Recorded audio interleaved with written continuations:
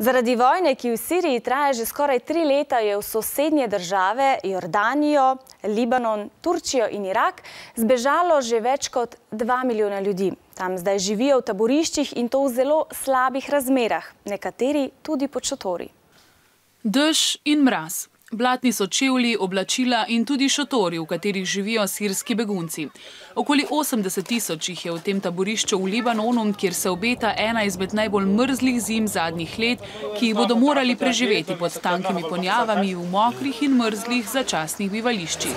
Vsi, tudi otroci, se trudijo, da bi se na zimo čim bolje pripravili.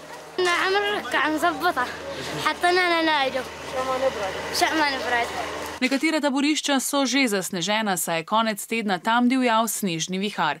Na stotine beguncev se le s težavo greje.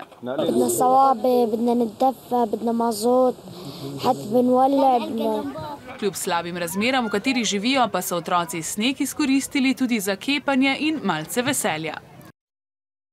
V Jordaniji, kamor je pribežalo največ sirskih beguncev, predvsem otrok, snega še ni.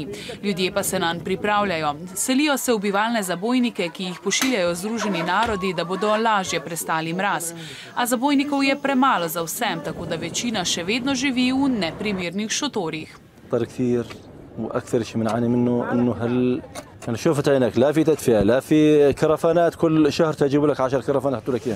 Sirski begunci potrebujejo veliko pomoči. To sicer dobivajo, a prepočasi in premalo.